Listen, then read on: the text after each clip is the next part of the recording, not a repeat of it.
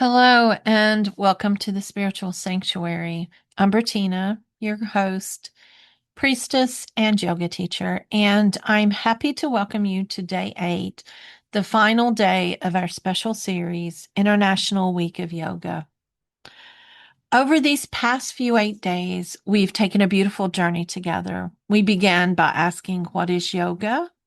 Then we explored the history of yoga, the 8 limbs of yoga, the passive yoga, including devotion, wisdom, service, and movement, the different types of yoga, and how to choose the style that supports your body. We then connected yoga with the divine feminine and goddess spirituality. And yesterday we explored how yoga can support healing for the mind, body, and soul. And today we're going to bring it all together. Today we're going to talk about how to create your own spiritual practice, a practice that you'll actually do, a practice that will fit your real life, one that honors your body, it supports your spirit, and a practice that doesn't have to be perfect to be powerful. Because here's the truth, yoga doesn't have to be long or complicated.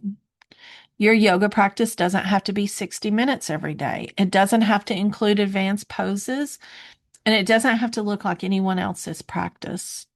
It doesn't have to be done in a studio, and it doesn't have to be perfect. It can take 5 minutes or 10 minutes or 60 minutes. It can be one breath, a gentle stretch, a mantra, a body scan, a journaling session, a prayer.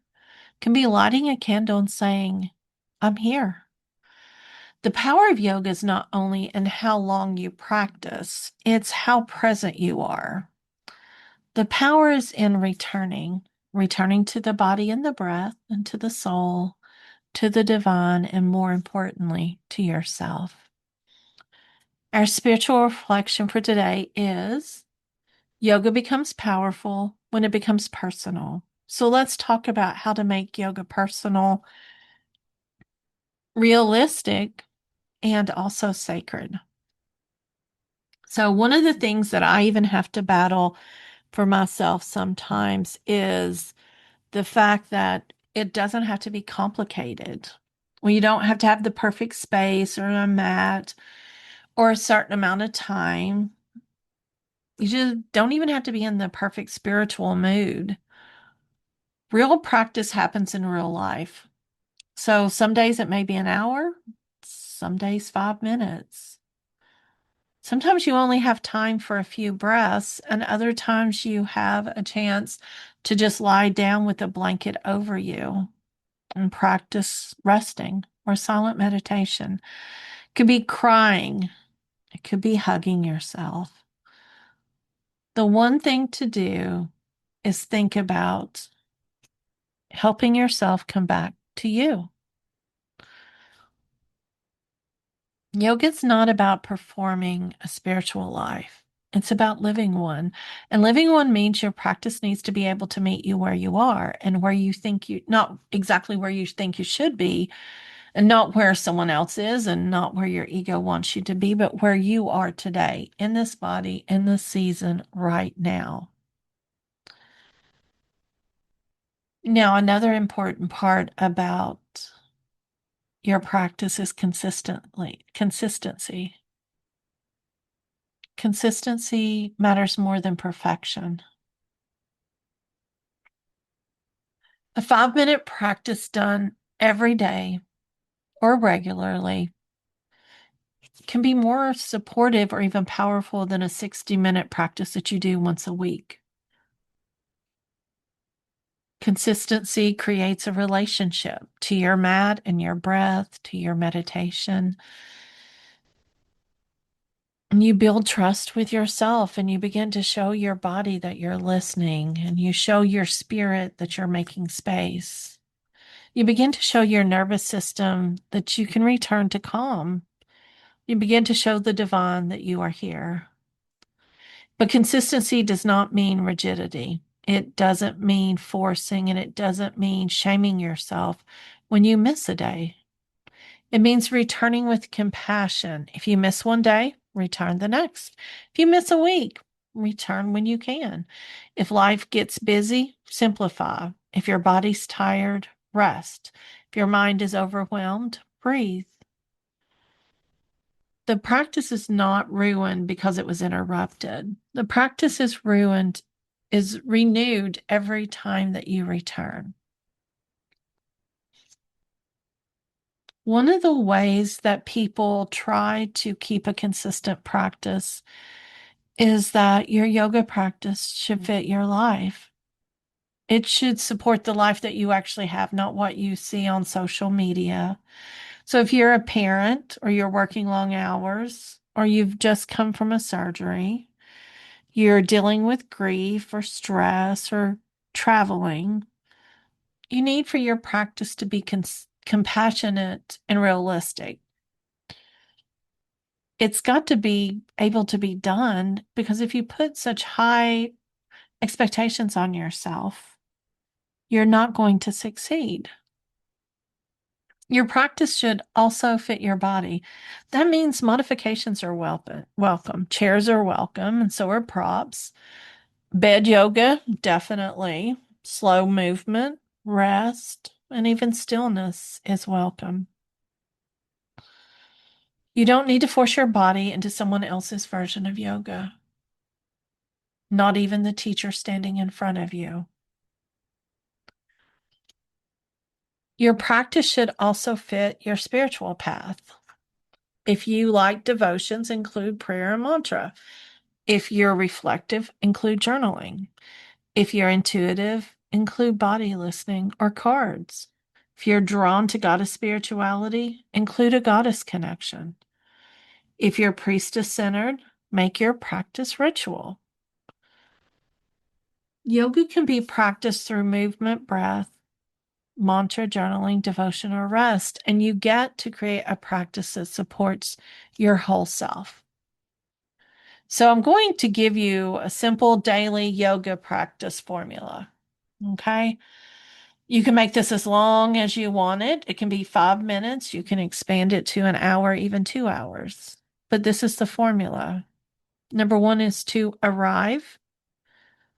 Two is breathe. Three is move. Four is listen. Five is connect. Six is rest. And seven is reflection. So let's walk through these steps. The first one is arrive. That just means be there. Create a time or something that shows you that it's beginning yoga, like light a candle. You might sit quietly or place one hand on your heart, one hand on your stomach, ring a bell. This just tells your body and spirit that we're entering practice. This is a sacred container, and it just allows you to begin with intention.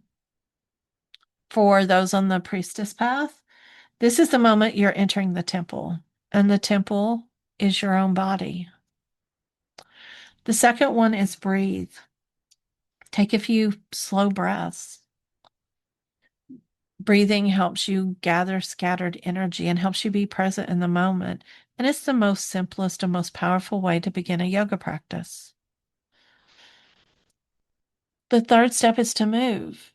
That doesn't have to be complicated. You can roll your shoulders, stretch your neck, circle your waist, move your spine, do a seated forward fold, practice cat-cow, all of those things. But just do one thing and then move into something else that feels supportive.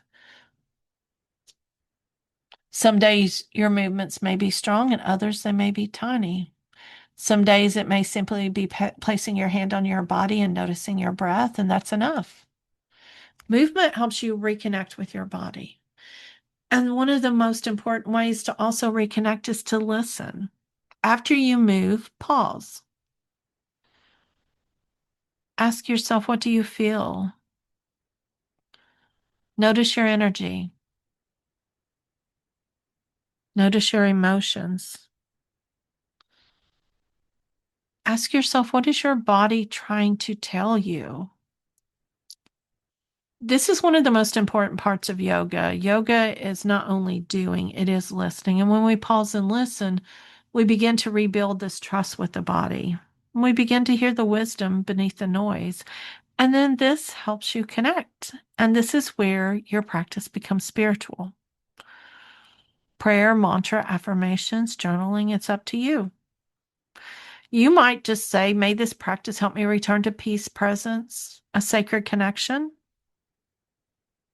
Anything.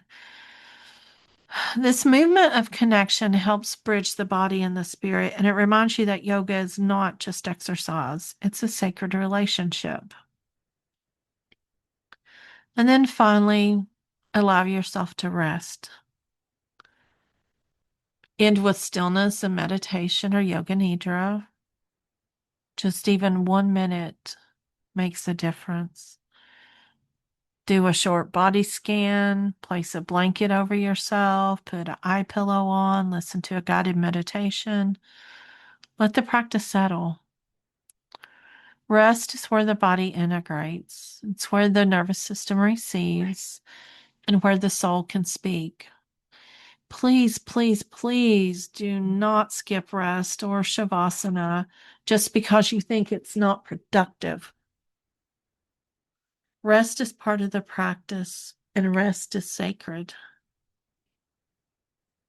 And then reflect.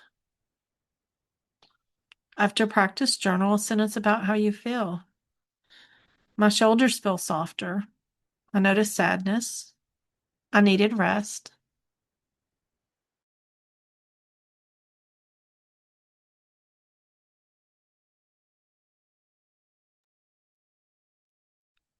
I felt connected. And simply say, I'm proud of myself for showing up. Reflection helps you notice the effect of your practice. It helps you build self awareness and it helps you understand what supports you. And it also turns your yoga practice into a conversation with your own soul.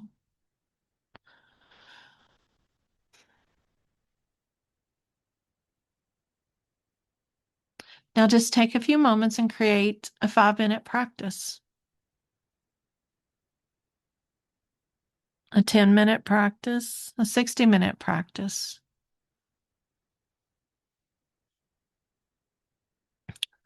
Follow those steps.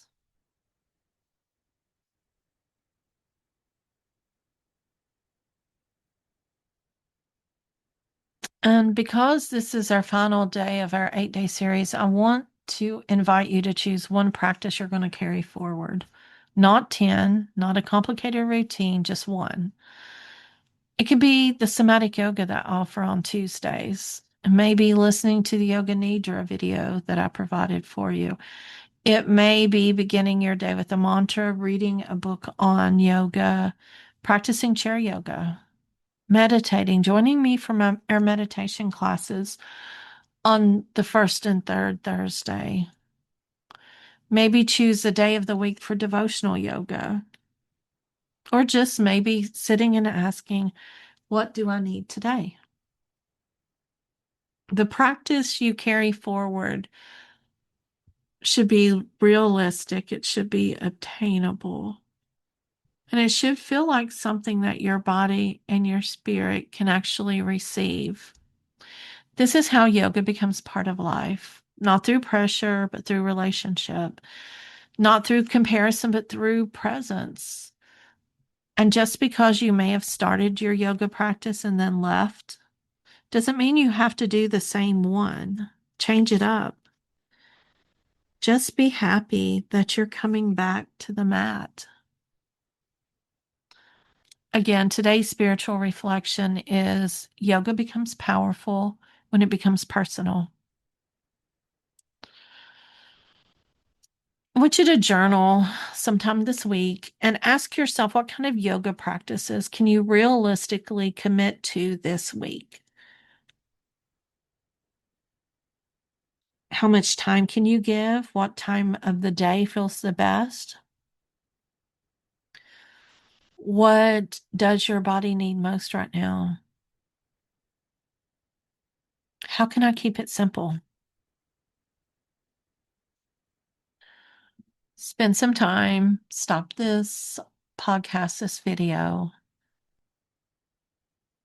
and journal. But before we close this final episode, I invite you to choose one practice.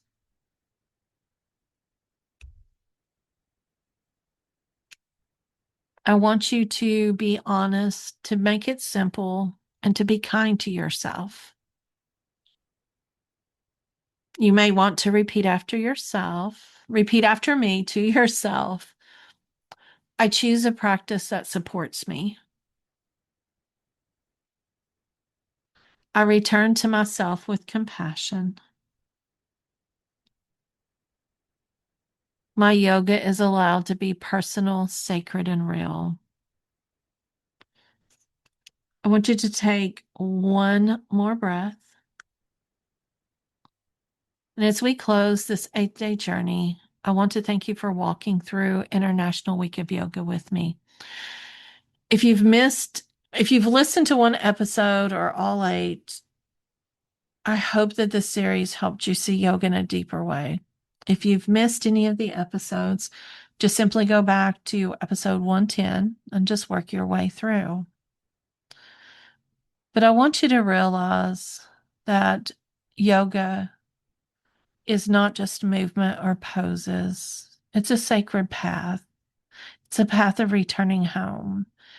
And I hope and wish that you carry this practice forward in a way that supports your real life. May your practice bring you to your inner temple. Namaste.